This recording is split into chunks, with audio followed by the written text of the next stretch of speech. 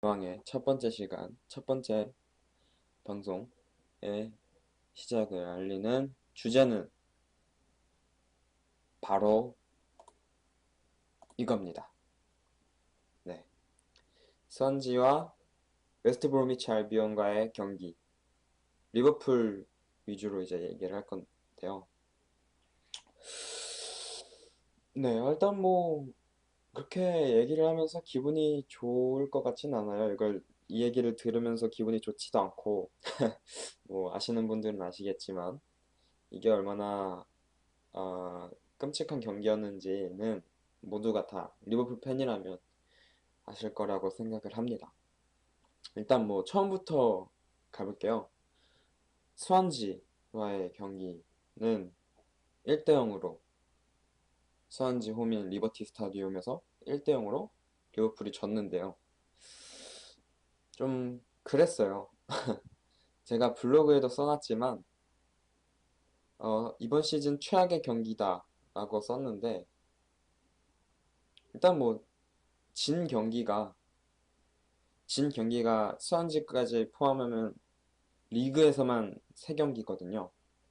그게 이제 맨시티, 토트넘이었는데 솔직히 맨시티전은 이제 마네 퇴장도 있었고 또 워낙 맨시티가 물이 오를 대로 올랐으니까 지금 솔직히 그 패배는 조금 뭐 어차피 졌을 것 같다라는 생각이 들어요. 마네 퇴장이 없었더라도 이미 선제골을 먹힌 상태였기 때문에 어 게다가 아직 뭐 그때 당시에는 살라가 그렇게 지금만큼 활약을 해주던 시기도 아니라서 그냥 약간 기대만 되는 선수 이런 선수였기 때문에 조금 그래도 뭐 만회가 있었어도 지지 않았을까라는 생각을 하고요.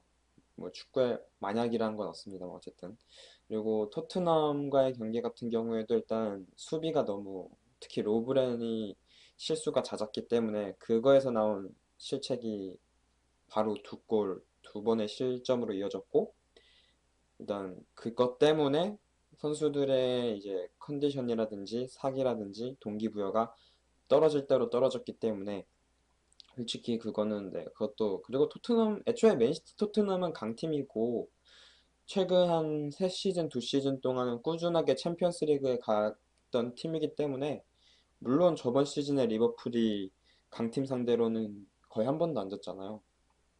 그렇다고 해도 저는 조금 네 그랬어요.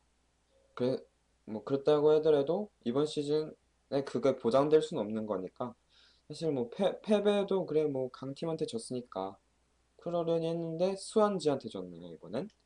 솔직히, 그래서 이번 시즌 최악의 경기로 뽑은 것도 있어요. 하지만, 최악이라고 뽑은 이유는, 일단은, 그 전주였나요? 네, 전주에 맨시티를 이겼어요. 맨시티 1위인 맨시티를 이겼는데, 그 다음 주에 20위인 스완지를, 네, 못 이겼습니다. 그것도 졌습니다.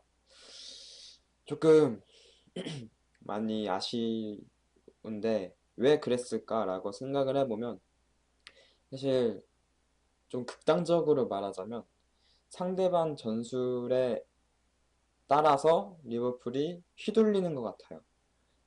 뭐 펩 가르디올라의 맨시티 같은 경우에는 굉장히 공격적이죠. 공격적이고 일단 라인을 전체적으로 끌어올리잖아요. 사실 맨시티가 5대 0으로 리버풀 이겼을 때 3백 전술을 들고 나왔어요.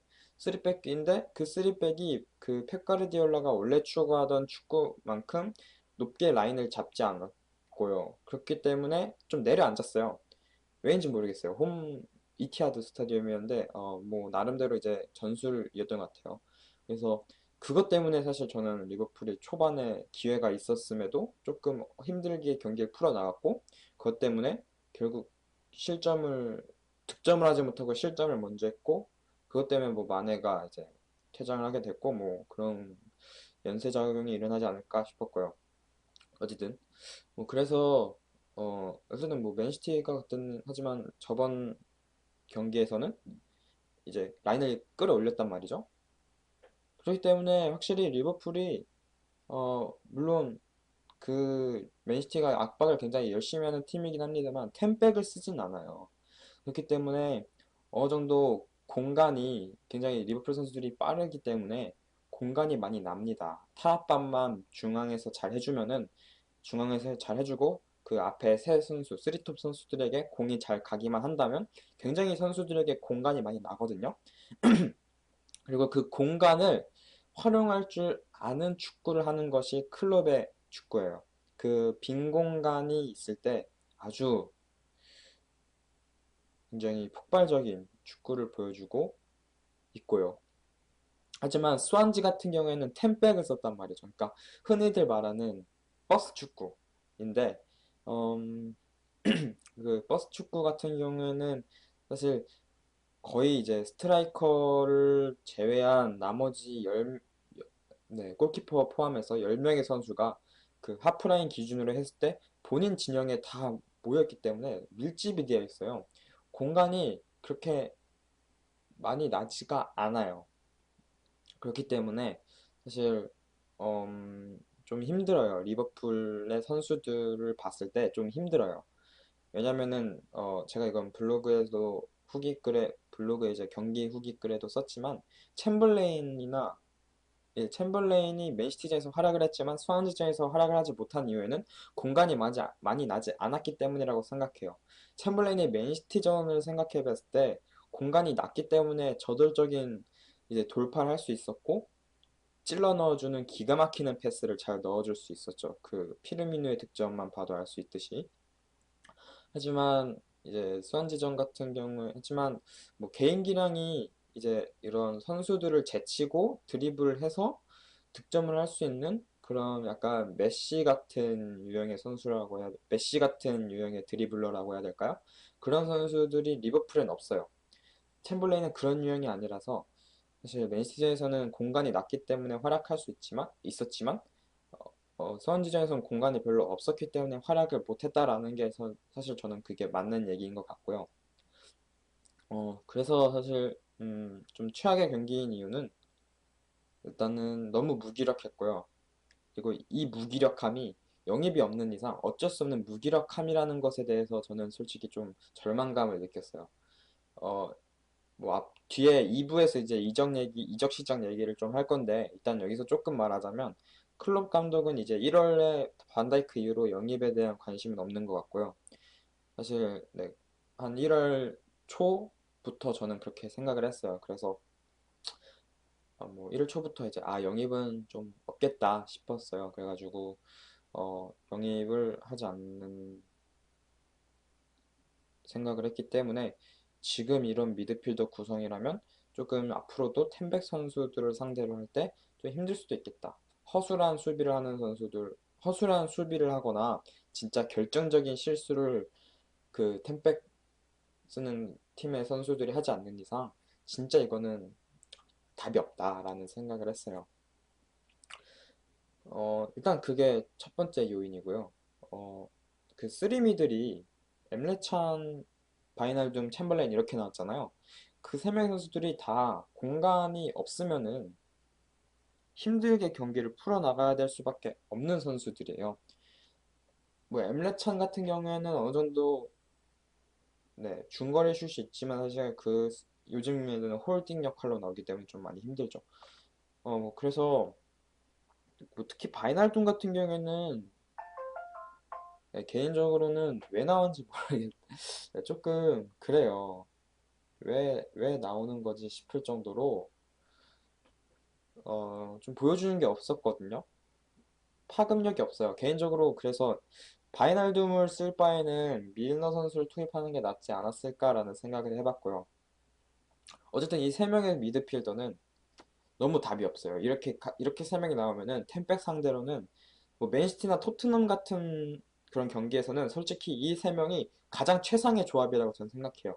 핸더슨이 찬자리에 나온다면 만약에 앞으로 이제 토트넘이 있을 텐데 거기에 나온다면 솔직히 저는 조금 기동력이나 수비적인 부분에서 많이 떨어질 것이라고 봐요. 그래서 저는 이 쓰리미들이 앞으로 있을 토트넘 경기 그리고 뭐 FC 포르투와의 챔피언스리그 경기 이런 경기에 나온다면은 좀 굉장히 좋은 활약을 보여줄 것이라고 생각을 하지만 템백을 상대로는 이 세 명이 다 같이 나오면 답이 없어요. 그렇기 때문에 영입을 하든가 아니면은 최대한 부상 선수들이 빨리 복귀를 하든가 아니면 이 세 명이 갑자기 각성을 해서 기량이 폭발적으로 성장하든가 이거밖에 없는데 일단 세 번째 안은 당연히 이건 말이 안 되는 거고요. 어, 첫 번째 영입 얘기도 솔직히 이제 끝났죠? 거의 끝나기 때문에 지금 이제 이거 녹화하는 날이 1월 30일인데 아직 영입 얘기가 없어요. 네, 그렇기 때문에 조금 네, 그렇고요. 없을 거라고 이제 거의 뭐 90% 정도 없을 것 같고요. 그리고 뭐 그리고 두 번째 안밖에 없는데 부상 선수들이 복귀하는 거. 랄라나가 부상이었어요. 랄라나가 점점 유리몸이 더 심해져 가는 것 같은데 아, 핸더슨도 부상이었고요. 이거는 좀 뒤에서 WBA 경기 리뷰에서 이제 얘기를 할 건데 어쨌든 전 개인적으로 핸더슨과 랄라나가 복귀를 한다면 그래도 이 템백 선수들을 상대로 했을 때 조금 더 덜 어렵지 않을까. 이 쓰리미들보다는 덜 어렵게 경기를 풀어나가지 않을까 하는 생각을 하고 있고요. 네, 그렇습니다. 일단 뭐 그래도 다행인 것은 앞에 공격 쪽에서 부상이 나오지 않아서 좀 다행인데 개인적으로 뭐 살라, 마네 보다는 피르미누 부상이면은 솔직히 좀 답이 없다고 봐요. 그거는 피르미누가 부상이면 네, 솔랑케, 윙스 이 정도인데 사실 뭐 솔랑케는 조금 이제 어리기도 하고 경험도 많이 없어서 많이 좀 나올 때마다 부족한 부분을 많이 드러냈고 윙스는 개인적으로 뭐 뒤에서 얘기를 할 테지만 그래도 쓸만한데 조금 그래요. 네, 많이 경기를 못 뛰었기 때문에 좀 그래서 어쨌든 뭐 근데 뭐 최근에는 이 쓰리톱이 큰 부상이 별로 없었잖아요. 최근에는 그래서 좀 다행인 것 같아요. 그런 부분에서는 쓰리톱이 유리몸이 아니다라는 사실에서는 좀 다행이라고 생각을 해요. 네. 그리고 뭐 두 번째 요인은 수비력 부분에 있어요. 반다이크를 영입을 했는데 실점 이유가 반다이크였어요. 네, 좀 그래요. 뭐 무조건 잘할 순 없겠죠. 네, 사람이니까 어떻게 뭐 잘하겠습니까? 하지만 근데 전 개인적으로 반다이크가 그 장면에서 이상한 부분으로 그걸 한 이유에는 네, 다른 뭐 이유가 있다고 봐요. 그러니까 뭔 소리냐면 다시 정리할게요. 반다이크의 헤딩이 코너킥 수비에서의 그 반다이크의 걷어내는 헤더가 수완지 선수의 발 밑으로 떨어졌어요. 그런 요인에는 저는 개인적으로 블로그에도 계속 블로그 얘기하는데 여기 서술을 했지만 그 이제 두 명의 선수 누군진 기억이 안 나는데 아마 바이날좀 챔벌레인이었던 걸로 기억을 하는데 그 두 명의 선수가 뛰면서 반다이크를 막고 있어요. 이, 이 무슨 말이 안 되거든요. 왜 자기 선수 뭐 같은 팀끼리 서로 막습니까? 왜? 공중 경합을 둘이서 하고 있어요. 그 세 명이서 하고 있어요. 서로. 이거는 솔직히 그것 때문에 반다이크가 좀 방해를 받았고 그것 때문에 좀 무게중심이라든지 그런 부분에서 쏠려가지고 잘못된 헤더가 나왔다고 저는 솔직히 그렇게 생각을 해요. 뭐 일단 굉장히 클래식하다고 해야 될까요? 뭐 요즘 축구계에서는 자주 쓰고 있는 수비 이제 그 박스가 있으면 박스 에어리어라고 해야 되나요? 그 안에 있으면 이제 골대 앞에 작은 박스 있잖아요. 거기에서는 이제 지역 방어를 하고 그 밖에서 한 3명 정도의 선수들은 맨마킹을 하거든요. 근데 그 3명이서 공중 경험을 한다는 것은 그건 지역 방어를 하고 있었다고 볼 수가 없는 수비예요. 전 개인적으로 이거는 조금 최악의 수비였다고 생각을 해요. 이번 시즌 통틀어서 최악의 세트피스 수비가 아니었나 라는 생각을 해요. 이거는 솔직히 말이 안 돼요. 어떻게 그러죠? 지역 방어라는 개념 자체가 없다고라고밖에 볼 수가 없어요. 그 소리는 뭐냐면은 수비에 대한 훈련이 제대로 안 되어 있다라는 거라고밖에 볼 수가 없고 일단 뭐 코치진에 대해서는 조금 불만이 없진 않지만, 그래도 굳이 코치진 탓을 하고 싶진 않으면서도 한쪽에서는 또 코치진이 더 있었으면 좋았을 텐데 라는 생각을 하게 되고요. 네, 좀 그렇네요. 어쨌든 그거 말고도 사실 수비력적인 부분에서 마팁이 너무나 부진을 했어요. 태클이 성공한 게 거의 없거든요. 제가 기억하기엔. 거의 다 파울로 끊어내고, 네, 그랬거든요. 좀은 센터백이 그렇게 한다는 것은 조금 말이 안 돼요. 막 캉테나 뭐 나비케이타 같은 미드필더면 모르겠는데 센터백이 계속 파울로 공을 꺼낸다라는 것은 사실 태클적인 부분에 있어서 많이 부족했다라고밖에 볼 수가 없거든요. 태클 실력이. 뭐 상대가 뭐 진짜 월드 클래스급 아니면 진짜 크랙 유형 뭐 아자르나 메시나 뭐 좀 이제 스완지급에 맞추자면 웨스트햄의 란지니 같은 유형의 선수가 아닌 이상은 조금 그래요. 스완지에는 그런 유형의 선수가 없거든요. 있다고 하면 뭐 아이유 같은 정도인데 아이유가 스완지인가요? 조던 아이유가 스완지인 걸로 알고 있는데 안드레 아이유보다는 조금 떨어지죠. 네. 그렇기 때문에 전 좀 그래요. 마팁이 그런 부분에서 태클 미스를 했다는 것에 조금 화가 났고요. 그렇습니다. 뭐 수비력이 전체적으로 별로였어요. 특히 풀백으로 고메스가 나왔는데 오른쪽 풀백으로 너무 공격적인 부분에서 연계면 모르겠는데 크로스적인 부분에서는 너무 기회를 많이 날렸어요. 그래서 공격의 흐름을 끊는 데 있어서 고메즈가 너무 크게 관여를 하지 않았나 싶고요. 그래서 아놀드가 사실 크로스는 개인적으로 클라인이나 고메즈보다도 아놀드가 제일 크로스를 위협적이게 잘 올린다고 생각을 하거든요. 그렇기 때문에 사실 스완지전, 뭐 맨시티전에서 고메즈가 또 쪘었으니까 아놀드가 로테이션 멤버로 나오지 않을까 싶었는데 또 고메즈가 나와서 좀 네, 그랬습니다. 그랬고요. 그리고 뭐 마지막 요인을 꼽자면 기회를 너무 많이 날렸어요. 공격진에서. 좀 기회가 몇 번 있었거든요. 있었는데도 그거를 마무리 짓지 못했다는 거. 물론 몇 상황에서는 진짜 이거는 넣었으면 이런 걸 넣는 선수들은 월드 클래스급의 선수밖에 없다라는 생각이 들 정도의 어려운 기회도 있었지만 사실 저는 개인적으로 쉬운 기회도 몇 번 있었다고 생각을 해요. 하지만 그걸 마무리하지 못했다는 게 좀 많이 아쉬울 뿐이고 전에 이제 옛날에도 이런 얘기가 나왔지만 사실 수비만 탓할 게 아니에요. 작년 1월 달이었나요? 정말 리버풀이 이기지 못했잖아요. 그때도 이제 수비만 탓할 게 아니다.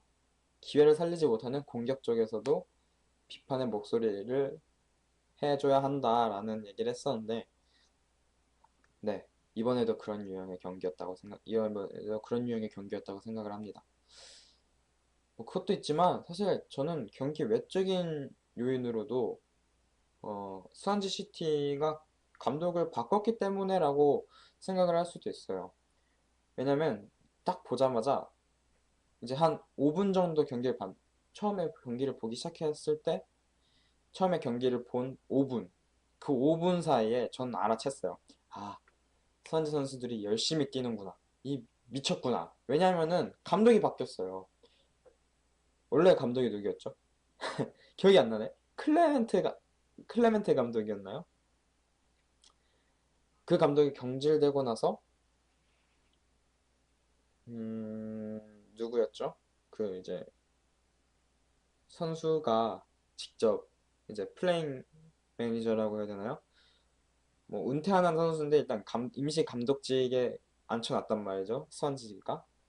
그리고 그때 이제 리버풀이 경기했을 때 5대 0으로 리버풀이 이겼는데 그런 부분에서는 참 선수들이 동기부여적인 부분에서도 그냥 경기를 포기했구나라는 그런 생각이 많이 들었을 정도로 선수들의 플레이에 있어서 열이라든지 열정이라든지 그런 게 하나도 안 보였어요. 하지만 그게 이제 12월 경기였거든요. 12월 경기였어요. 근데 이제 한 달이 지났단 말이에요. 근데 아마 1월 초인가 12월 말쯤에 이제 지금 감독인 카르발랄 감독인가요? 네, 그 감독을 선임한 걸로 알고 있어요. 이번 경기가 아마 리그 세 번째 경기였나 그랬던 걸로 기억하는데 그 열심히 뛰더라고요. 감독 교체에 있어서 감독 교체 때문에 동기부여가 된다는 사실은 솔직히 전 개인적으로 진짜 그 부분에 대해서는 부정할 수가 없어요. 왜냐면은 리버풀이 처음에 위르겐 클롭 감독을 데려왔을 때도 첫 경기가 토트넘과의 경기였었거든요. 근데 그 경기에서 리버풀이 움직임 자체가 굉장히 달랐어요. 로저스 시절에는 볼 수 없었던 그런 압박이라든지 활동량 부분에서 이제 비치는 거예요. 그 어떻게 이런 움직임이 일주일 만에 나오지 싶을 정도로 네, 클럽의 효과가 뭐 감독 교체 효과가 이 정도나 되는구나 싶을 정도로 좀 크게 감탄을 했단 말이에요.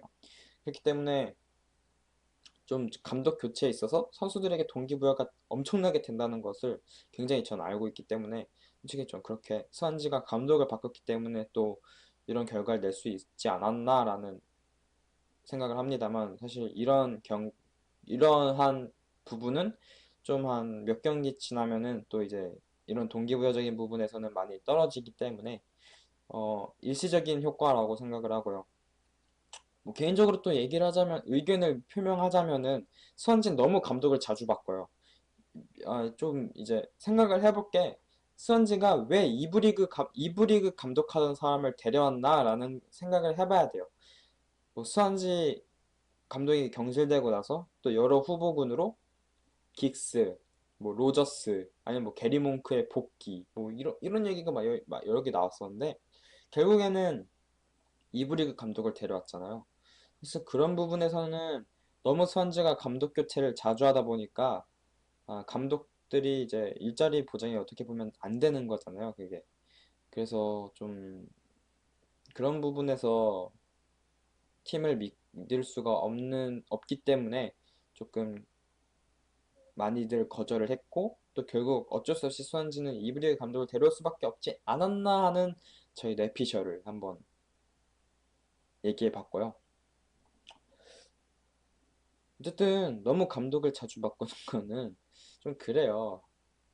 아, 물론 팀의 사이가 떨어질 대로 떨어졌으면 감독의 문제도 있겠죠. 하지만 굳이 꼭 그 모든 것의 해답이 감독 교체에 있는 것은 아니거든요. 아, 뭐, 그건 뭐 구단들 나름이겠지만, 구단들 맘이겠지만, 개인적으로 제가 이런 부분에서는 조금 실망감이 큽니다. 벌써 EPL에서 8번째 감독이 경질됐고요. 20팀 중에서 8팀이 벌써 이번 시즌 이제 반지나는데 8명이 경질이 됐어요. 조금 문제가 있지 않나. 그래서 뭐 감독들 간의 이적 시장 뭐 이런 것도 있으면 어떨까 하는 생각을 해봤는데 좀 별론 것 같고요. 뭐 어쨌든 그렇습니다. 그러면 이제 웨스트 브로미치 경기로 넘어가 볼까요? 음, 진짜 이거는 욕을 하고 싶었어요. 욕하고 싶은 경기력이었고, 아, 하지만 그러면서도 한편으로는 왜 그랬을까? 왜 그랬을까? 싶더라고요. 아쉬워요. 아쉬워요. 가장 아쉬운 것은 12월 달에 웨스트 브로미치랑 경기를 했었잖아요. 그때도 이제 홈이었는데 비겼었단 말이죠. 근데 이번 경기도 홈이었어요. 그런 부분에서 홈 경기에서 웨스트 브로미치를 두 번이나 못 이겼다. 좀 그래요. 네. 좀 많이 아쉬워요. 그런 부분에서는 1무1패인 거잖아요. 리버풀 1무1패는 리버풀이 이제까지 그렇게 많이 당해본 적이 없어요. 있나? 그보다 심한 거는 몇 번 당해봤어요. 클럽 감독 부임하고 나서 뭐 사우스햄튼이라든지 저번 시즌 사우스햄튼한테 아주 털릴 대로 털렸고요. 뭐 웨스트햄도 그렇고 빌리치앙창 잘 나갈 때 웨스트햄한테도 많이 털렸었고 약간 좀 이제 뭐 흔히들 의적이란 얘기를 많이 하잖아요. 맞는 것 같아요. 네. 아 근데 개인적으로 스완지전은 제가 질 거라는 예상을 했었어요. 왜냐면은 의적풀이라고 하잖아요. 계속 사람들이. 근데 시즌 초반에 굉장히 그런 모습을 안 보여줬어요. 약팀들을 잘 잡았어요. 그걸 왜일까라고 생각을 해보면 사실 강팀 상대로도 리버풀이 승점을 많이 챙기지 못했거든요. 뭐 챙긴 게 있어야 나눠주든 말든 할 텐데 이 챙긴 게 없는데 어떻게 나눠줘요? 우리도 먹고 살기 바빠 죽겠는데. 하지만 이번에 맨시티를 이겼잖아요. 전주에. 그러니까 3점을 챙겼으니까 아 혹시 수완지한테 바로 3점을 넘겨주진 않겠지라고 생각을 했는데 바로 넘겨줬어요. 그걸 보고서 아 미치 아유 네, 어우 이건 어우 야 뭐 진짠가 이런 생각이 들 정도로 네 그랬고요. 근데 그래서 전 개인적으로 웨스트 브로미치는 이길 거라고 생각을 했어요. 무난하게 이길 것이다. 아님 지더라도 로테이션은 확실히 돌리고 지겠지. 근데 이게 뭐람 베스트 11이었어요 거의 베스트 11이었거든요. 근데 졌어요 3대2로 3실점을 했어요. 무려 3실점. 미친 거예요, 이거는. 솔직히 저는 수원지전 경기 보고서 아 이거보다 그래도 더 심한 경기는 그래도 이제 안 나오겠지. 액땜한 거다라고 생각을 했는데 아 더 심한 경기가 나올 줄은 몰랐어요. 더 심해요, 이건.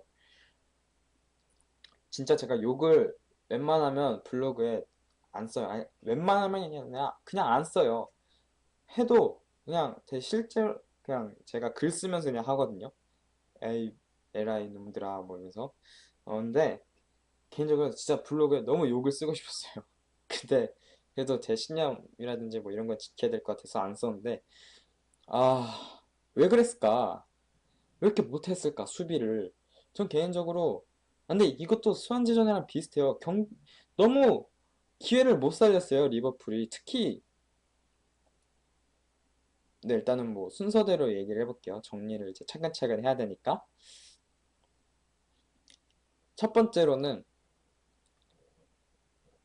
공격 기회를 또 못 살렸어요. 가장 중요했던 것은 PK인데 PK를 못 넣었잖아요. 피르미누가. 아, 그거가 좀 컸어요. 사실 지난 챔피언스 리그에서 세비야 경기에서 PK 얻었는데 피르미누가 못 넣어서 비겼잖아요. 만약에 그걸 넣었으면은 그건데 이제 이기는 건데 이기고 5차전에서 바로 16강 1위 진출 확정 지어서 편안하게 가는 건데 못 넣었잖아요 피르미누가. 사실 한 골 차 때문에 그런 중요한 결과를 내지 못한 거거든요. 이번에도 근데 한 골 차 때문에 졌잖아요. PK를 놓치는 것에 대한 나비 효과가 저는 굉장히 크다고 봐요. 특히 리버풀한테는. 그래서 어, 좀 그래요. PK 데드볼 스페셜리스트가 없어요.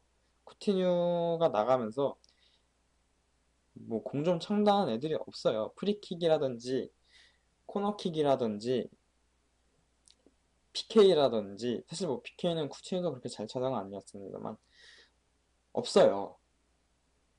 그냥 이렇게 뭔가 영입은 하는데 부족한 부분을 채워줄 만한 선수라고는 생각이 안 드는 영입밖에 없거든요. 지금 리버풀은. 그러니까 어, 이제까지 클럽이 보여준 이적 시장에서 보여준 것은 진짜 그 빌프렐레 감독인가요? 그 한때 이제 대한민국 감독이었던 그 유명한 짤 있잖아요. 현재 리버풀 상황을 대변하는 유명한 짤. 그때 감독이 인터뷰했던 짤인데 우리가 3골 먹으면 4골을 넣으면 되지 않느냐. 그런 생각으로 지금 약점 보완할 생각은 안 하고 공격 이점만 강화를 하고 있어요. 장점만. 그런 행보를 보여주고 있거든요. 지금. 그나마 이제 반다이크가 그런 약점을 보완해 줄 수 있는 영입이었는데 예. 약점을 보완하고 강점을 또 낮춰버리면은 한숨만 나옵니다. 어쨌든 뭐 그때도 사실 라인업부터가 이해가 안 되는 라인업이었어요. 하지만 뭐 나중에 이제 아 어쩔 수 없었구나라는 생각이 들긴 했지만 뭐 그래요. 쓰리톱은 그렇다 그럴 수 있어요. 하지만 미드필더는 수원지전에서 그걸 봤 수원지전에서 뭘 했는지 봤으면은 그런 미드필더가 나왔으면 안 돼요.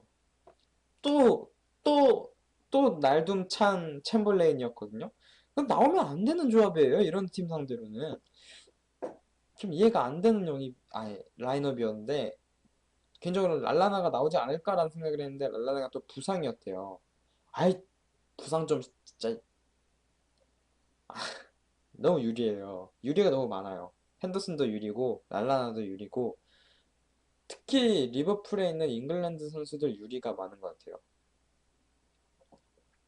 뭐 그나마 클라인이 철광왕이었는데 강화 유리가 돼버려서 지금 아, 몇 개월째 쉬고 있죠? 네, 어쨌든 아직 이번 시즌 경기를 한 경기도 못 치렀고요. 잉스도 그렇고요. 조고메즈도 시즌 아웃 당했었고요. 당한 전적이 있고요. 이러다 아놀드도 다 그렇게 되는 것이 아닌지 불안합니다. 네, 그렇게 되지 않았으면 좋겠어요. 뭐 어쨌든 좀 또 얘기를 해보자면 그리고 뭐 미뇰레 골키퍼가 나왔고요. 솔직히 제가 불만적인 미드필더 말고는 불만이 없었어요. 왜냐하면 베스트 11에 가까운 전력이었거든요. 그래서 그런 걸 보고서 아 그러면은 무난하게 그냥 빨리 잡고 이렇게 편하게 가려고 하는구나 했는데 편하게 못 가더라고요. 아 그래요. 뭐 초반에는 편하게 갔어요. 왜냐? 피르미노가 선제골을 넣었거든요. 그거 보고서 아 그래 뭐 이제 예상대로 했는데 수비가 너무 허술했어요. 일단은 가장 큰 문제는 홀딩의 기량이 너무 떨어졌 홀딩 기량이 없다. 찬이 잘해주고 있긴 찬이 그나마 메꿔주고 있긴 하지만 메꿔주고 있는 정도예요. 그러니까 뭐라 해야 되지? 만약에 구멍이 뚫렸어요. 배라든지 뭐 어쨌든 이런 곳에 배에 구멍 뚫리면 물 차잖아요. 그러니까 구멍이 뚫렸어요.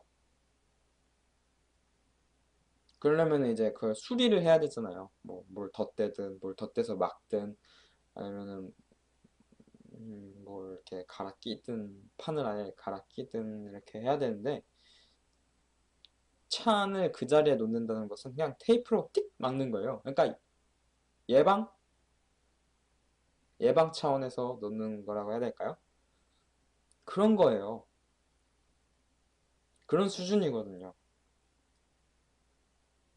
개인적으로 첫 번째 실점이었나요? 그런 부분이 컸다고 생각을 해요. 두 번째 실점이었나 첫 번째 실점이었는지 모르겠지만 일단 그런 부분이 컸다고 생각을 해요. 수비형 미드필더는 필요해요. 안 필요하지 않아요. 필요합니다. 개인적으로 루카스 레이바가 그 자리에서 웨스트 브로미치 영역에서 뛰었다? 아마 반칙을 해서라도 그걸 끊어냈었을 거예요. 하지만 차는 그러지 못했죠.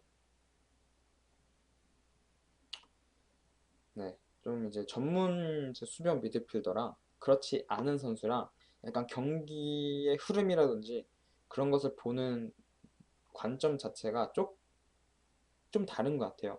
그렇기 때문에 그 수비형 미드필더였다면 아 이것이 그냥 이대로 빠져나가면 위험하겠구나 싶으니까 몸을 던지는 거고 그렇지 않은 선수가 홀딩했으니까 아 이거는 그냥 뭐 어쩔 수 없네 하면서 그냥 보내는 거고 그런 부분에서 좀 차이가 있지 않나 네 그런 생각을 합니다. 그래서 뭐 그것도 있지만 뭐 아놀드가 크로스를 못 막은 것도 있고요. 모레노가 선수를 마킹하지 못한 것도 있고요. 반다이크가 공을 제대로 걷어내지 못한 거, 마팁이 공을 제대로 걷어내지 못한 거 있고요. 그냥 전체적으로 풋백 같은 경우에는 그냥 전멸이었어요. 세 번째 실점 같은 경우에는 미뇰레, 마팁, 아니 이거는 어떻게 리버풀에서 선발로 뛸 생각을 하지? 라는 생각이 들 정도로 이거는 왜 나올까 하는 장면이었어요. 악몽이에요. 악몽이라고 생각하고 싶을 정도로 이해가 안 되는 장면들이었고요. 음, 좀, 첫 번째 요인은 수비진들이 다 무너졌어요. 그게 큰 요인이라고 봐요. 그나마 이제 아놀드가 크로스를 간헐적으로 잘 찔러 넣었어요. 위협적인 걸로. 그거는 조금, 네. 그래도 고메즈보단 낫다. 고메즈가 나왔으면은, 상상하기 싫은 장면이, 싫은 공격이 여러 번 나오지 않을까 싶고요. 그렇습니다. 그리고 뭐 두 번째는 아까 말했듯이 PK 놓친 거가 가장 크다고 봐요. 그리고 벤포스터의 선방도 한몫했고 기회를 살리지 못하는 리버풀 선수들도 있다고 봐요. 그리고 세 번째는 미드필더가 아까도 말했지만 이런 팀을 상대로 이런 미드필더는 통하지 않아요. 쓰면 안 됩니다. 강력하게 말해야 돼요. 쓰면 안 돼요. 그렇습니다. 그래서 얘기를 해보자면 이걸 어떻게 해결할 것이냐가 아니라 그건 좀 이따 얘기하고요. 그나마 이제 좋았던 점을 얘기를 해보자면 핸더슨이 복귀를 했어요. 모레노도 복귀를 했지만 그렇게 아까도 말했지만 너무 재앙이었고요. 핸더슨이 복귀를 했습니다. 근데 저는 개인적으로 핸더슨을 이번 시즌 핸더슨은 굉장히 좋아하지 않거든요. 저번 시즌 핸더슨은 저번 시즌 초반까지만 굉장히 좋아해요. 네. 이번 시즌 핸더슨은 별로 진짜 저는 싫어했어요. 왜 저 인간이 캡틴이고 왜 저런 사람이 주전이고 왜 저런 사람이 홀딩 역할을 보는 거지 싶었는데 개인적으로 이번 경기에 나와가지고 보여준 활약은 였어요. 저런 사람이 필요했어. 진짜예요. 핸더슨이 나오니까 이 패스의 퀄리티 자체가 굉장히 확 살아난다는 것이 느껴졌어요. 뭐, 네, 뭐 찔러 넣어주는 패스라든지, 아니면 뭐 패스의 선택이라든지, 이런 부분이 굉장히 전 좋았다고 보거든요. 핸더슨이 아주 짧은 시간, 한 20분 정도? 한 70분 정도에 투입된 걸로 아는데, 그랬기 때문에 20분 정도 동안 보여준 활약에 대해서는 전 굉장히 인상 깊게 봤어요. 그렇기 때문에 핸더슨 홀딩 두지 말고 차라리 바이날도 위치에 핸더슨을 두는 것이 좀 더 좋다고 봐요. 왜냐면은 핸더슨이 수비를 그렇게 잘하지 못해요. 찬이 아까도 그랬지만 예방 차원의 홀딩이에요. 예방 접종 수준의 홀딩인데 핸더슨은 그 예방 접종조차도 못해요. 그 수준이 아니에요, 수비력이. 그렇기 때문에 찬을 굳이 이제 이번 시즌 안에서 그 두자면은 찬을 내리고 핸더슨을 박스 투 박스 미드필더로 두는 게 훨씬 더 효율적이에요. 네, 그렇게 생각을 해요. 그렇습니다. 그리고 랄라나가 복귀를 한다면 좀 더 힘이 될 거예요. 랄라나가 복귀한다면 랄라나는 팀 내 탈압박 원탑이라고 봅니다. 제가. 쿠티뉴가 떠난 이상 랄라나가 팀 내 탈압박 원탑이에요. 현재까지는. 그렇기 때문에 랄라나, 핸더슨, 찬 이렇게 나오면은 저는 어느 정도 쉽게 이 템백을 상대로 쉽게 풀어나갈 수 있을 거라고 생각을 해요. 네, 굉장히 큰 퀄리티를 가져다 줄 거예요, 팀에. 그리고 수비 각성해야죠. 수비는 각성할 수밖에 없어요. 영입을 하든지 각성을 하든지 둘 중 하나야 되는데 영입? 제가 이제까지 클럽 감독의 이적 시장 행보를 봤을 때 여름에 센터백 영입은 없을 것 같아요. 거의 없을 거예요. 진짜 큰 돈을 지르지 않을 거예요. 유망주가 아닌 이상 없을 거라고 저는 생각을 해요. 나가면 나갔지 들어오는 선수는 없을 거예요. 네, 그렇습니다. 일단은 뭐 그리고 뭐 또 한 선수 잉스 선수가 굉장히 좋았어요. 잉스가 움직임 자체가 굉장히 좋았거든요. 위치 선정이라든지 선택 자체가 굉장히 좋았어요. 하지만 골은 못 넣었어요. 하지만 잉스가 계속 기회를 받는다면 저는 네, 충분히 득점할 수 있고 계속 그게 이어진다면 어쩌면 피르미누를 밀어낼 수도 있겠다라는 생각도 들어요. 네. 뭐 잉스가 피르미누만큼의 이제 그런 압박이라고 해야 될까요? 그런 부분이 뭔가 수비 가담적인 부분에서 잉스가 피르미누만큼의 활약을 해줄 수는 없지만 공격적인 부분에서 잉스가 움직임 자체가 나쁘지 않다라고 생각을 하거든요. 이번에 웨스트브로미치전에서 보여준 것도 그렇고요. 그리고 지난 스완지전에서 보여줬던 움직임 자체도 네, 좀 마음에 들었어요. 잉스가 항상 나올 때마다 움직임 자체는 마음에 들어요.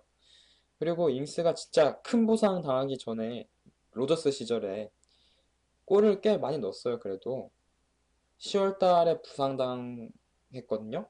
근데 10월 달까지 골이 한 5개인가 6개인가 그랬던 걸로 기억하거든요.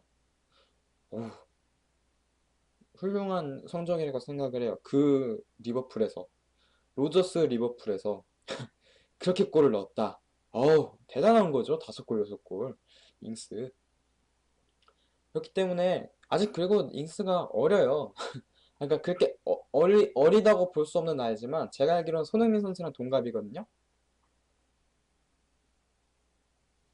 손흥민 선수랑 동갑 아니면 좀 어릴 거예요.